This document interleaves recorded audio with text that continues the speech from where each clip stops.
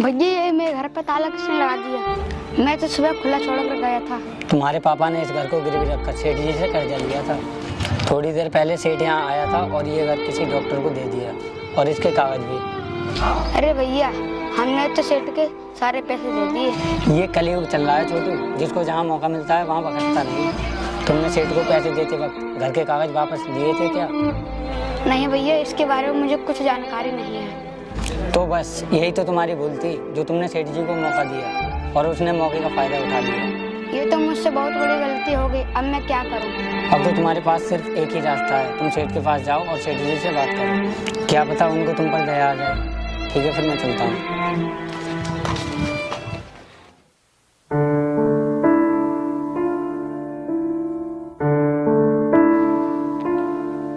सेठ जी, आपने मेरे साथ ये क्या कर दिया? हमने तो आपका सारा कर्ज दे दिया, तो फिर हमारा घर किसी और को क्यों दे दिया? अबे तेरी बुद्धि खराब है, भांग पी कर आया क्या? अगर तू मेरा कर्ज दे देता तो मैं तेरा घर किसी और को क्यों देता? ये तो आप बेईमानी कर रहे हो सेठ जी। मुझे बेईमान बता रहा है? तुझे पता भी है तेरे बाबू को कर्ज देकर कितना बड़ा एहसान किया था मैंने? ऐसा नहीं, अन्याय किया था तुमने मेरे साथ, क्योंकि तुमने एक बच्चे के सिर से छत छीन ली। ये बेहूदी की बातें बंद कर। क्या सबूत है तेरे पास जो तूने मुझे पैसे दिए? सेठ जी, ये तो भगवान भी जानते हैं और आप भी जानते हैं। पागल हो गया है तू? घर खोने के सपने में कोई सबूत है तेरे पास? कोई रसीद है तेरे पास? देख, तेरी बात ना तो पुलिस मानेगी और ना ही कोर्ट मानेगा। सेठ जी, मैं आपके आगे हाथ जोड़ता हूँ, मुझे घर से बेघर मत करो। तो तू ऐसे नहीं मानेगा, निकल यहाँ से। आज के बाद इस घर में पैर मत रख देना। चल भाग यहाँ से।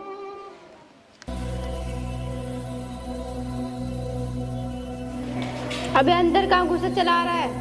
मैम साहब, ये घर तो मेरा है। सेठ ने मेरे साथ धोखा करके ये घर आपको दिया है। आप सेठ से कहो ये घर मुझे लौटा दें। पागल खाने से भाग कर आया है क्या? कभी सपने में भी देखा ऐसा घर? पता नहीं कहाँ से चले आते हैं ऐसे लोग। मेरी बातों का विश्वास करो मैम साहब, सेठ ने मेरे साथ बहुत बड़ा धोखा किया है। जिस सेठ की बात कर रहा है ना, वो मेरे पिताजी हैं। उन्होंने मुझे ये घर खरीद के दिया है। इस घर के कागज भी है मेरे पास। मैम साहब, इस घर को गिरवी रखकर हमने सेठ से कर्जा लिया था। हमने सेठ के सारे पैसे दे दिए, पर सेठ ने इस घर के कागज नहीं दिए। अच्छा, तो बहुत अच्छे। क्या खूब दिमाग लगाया घर को हड़पने का। मुझे तो तू कोई फ्रॉड लग रहा है, जो लोगों को गुमराह करके उनके घर को हड़प लेते हैं। नहीं मैम साहब, आप अपनी तसल्ली के लिए यहाँ के लोगों से पूछ सकती हैं। मुझे यहाँ किसी से कुछ पूछने की जरूरत नहीं है। तू जाता है या अभी पुलिस को बुलाऊं?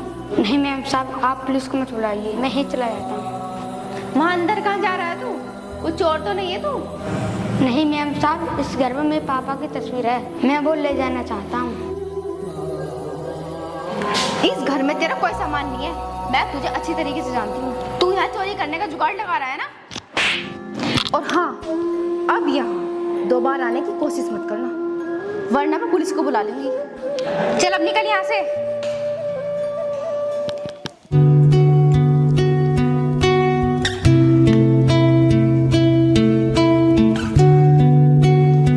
सर, मैं अंदर आ सकता हूँ क्या? अबे तेरी तो बहुत हालत खराब है। तू भीख मांगने का काम करता है क्या? और हाँ, अंदर मत आ, वहीं से बता क्या काम है तेरा। अंदर आना हमारे हॉस्पिटल की बेइज्जती होगी। डॉक्टर साहब, जो आपने घर खरीदा है ना, वो घर मेरा है। आप सेठ से बात करो और मेरे घर की जांच करो, क्योंकि सेठ ने मेरे साथ बहुत बड़ा धोखा किया है। अबे चल हट, निकल यहाँ से। तू इस काम के लिए मेरे पास आया है? मुझे लगा मेरे अस्पताल में तू साफ सफाई का काम मांगने आया है। चल निकल यहाँ से। साहब, गरीब की बुद्धुआ मत लो। अबे चल, उस घर के गेट पर खड़े होने की भी औकात नहीं है तेरी।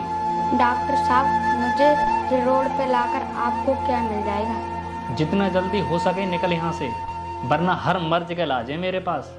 ऐसा इंजेक्शन ठोकूंगा कि तड़प तड़प कर जान निकल जाएगी तेरी।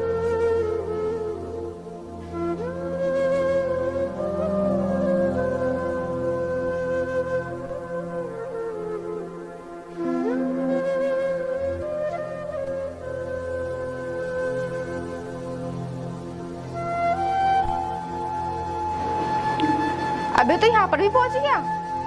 कौन है ये? तुम इसे जानती हो? तुम्हें पता है ये एक फ्रॉड है, लोगों को गुमराह करके उनका घर हड़प लेता है ये। ऐसे लोगों से सतर्क रहना चाहिए, ऐसे लोग ही बड़ी वारदात को अंजाम देते हैं। ऐसे लोगों को तो पुलिस को पकड़वा देना चाहिए। मैं अभी पुलिस को फ़ोन लगाता हूँ। पुलिस क्या करेगी? पैसे लेकर छोड़ देगी। ऐसा करते हैं, इसको सजा हम ही देते हैं, फिर आज के बाद ये यहाँ कभी दिखाई नहीं देगा। तुम सही कह रही हो।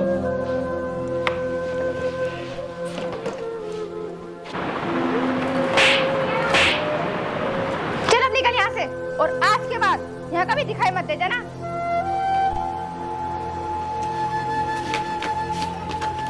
आजकल इस दुनिया में सच्चाई की कोई अहमियत नहीं होती। सभी लोग झूठे और बेईमान होते हैं। इस जालिम दुनिया से मुझे कैसे मुकाबला करना है, मैं आज अच्छी तरह से जानता हूँ। मैं बिल्कुल कंगाल हूँ। मैं उन लोगों को सबक सिखा के रहूँगा।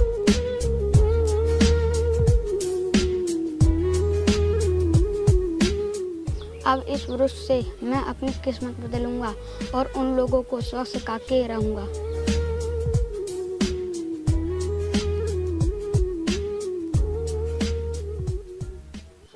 अंकल, क्या मैं आपके जूते साफ कर दूं? हाँ बेटा कर दो। वैसे भी मुझे अपने जूते साफ कराने का वक्त नहीं मिला। अच्छा हुआ जो तुम मुझे रास्ते में ही मिल गए। अभी करता हूँ अंकल।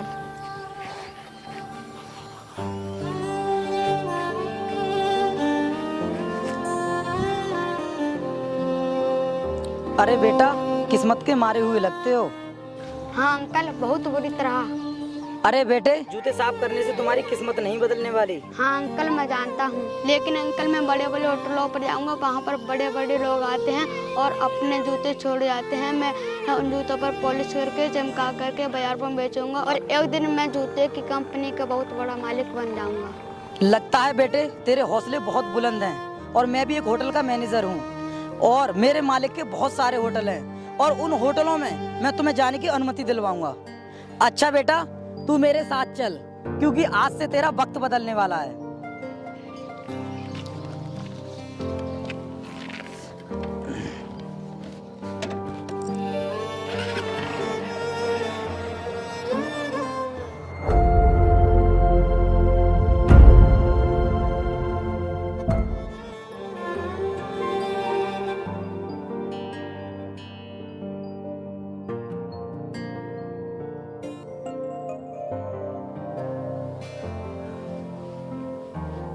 क्या हुआ? तुम इतने घबराए हुए क्यों? कोई सीरियस केस है क्या? सीरियस केस नहीं डॉक्टर साहब, पुलिस केस है। सीबीआई के साथ पुलिस ने हॉस्पिटल में छापा मारा है। क्या? विधायक जी को फोन लगाओ। डॉक्टर साहब, विधायक से कुछ नहीं होने वाला, पुलिस के साथ सीबीआई रेड पड़ी है। ठीक है, मैं कुछ करता हूँ।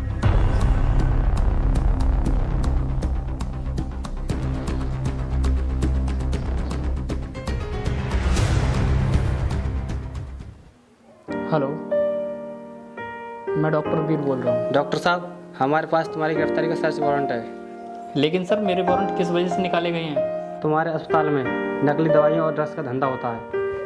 लेकिन सर, ये सब झूठ है। डॉक्टर साहब, आपके अस्पताल से कुछ नकली दवाइयाँ और 3 किलो कोकीन बरामद हुई है।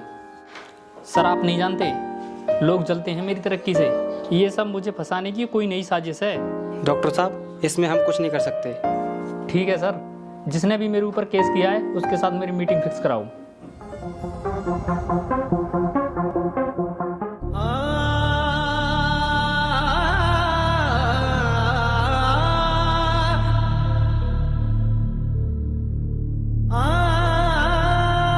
जी ऑफिसर, क्यों बुलाया मुझे यहाँ पर?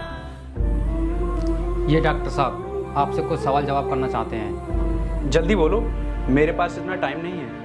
सर, मैं ये जानना चाहता हूँ कि आपने मेरे वारंट किस वजह से जारी कराए हैं। सर, मैं आपको जानता भी नहीं हूँ, फिर मेरी आपसे क्या दुश्मनी हो सकती है?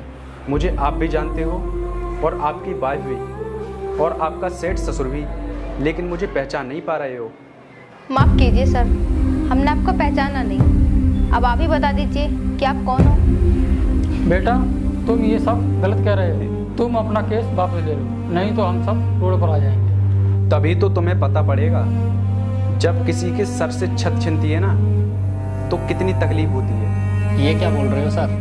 बात को घुमाओ मत, सीधे सीधे बताओ बात क्या है। सीधे सीधे सुनना है ना, तो सीधा सीधा सुन। मैं वही बच्चा हूँ जिसके पिता ने खून पसीने की कमाई से बनाया हुआ घर 15 साल पहले तुम लोगों ने हड़प लिया था, याद है? हाँ बेटा याद है। मेरे कर्मों की सजा मेरी बेटी और मेरे दामाद को मत दो। इन लोगों ने भी कम अन्याय नहीं किया था मेरे साथ। मेरे पास एक ही घर था, वो भी इन लोगों ने छीन लिया। जरा सोचो मेरे दिल पर क्या गुजरी होगी और मुझे कितनी तकलीफ हुई होगी। देखिए सर, आपके साथ जो भी हुआ वह सब भूल जाइए, लेकिन आज भी आप अपने घर की पूरी कीमत ले सकते हो। सर, अपना केस वापस ले लीजिए। बकवास बंद कर। तूने मुझसे उस दिन क्या कहा था कि तेरा अंदर आना इस हॉस्पिटल की बेइज्जती है, और आज मैं तुझसे कहता हूँ तेरा मेरे सामने बैठना मेरी शान के खिलाफ है। हो गई आपके दिल को तसल्ली? क्या कुछ और भी पूछना बाकी है?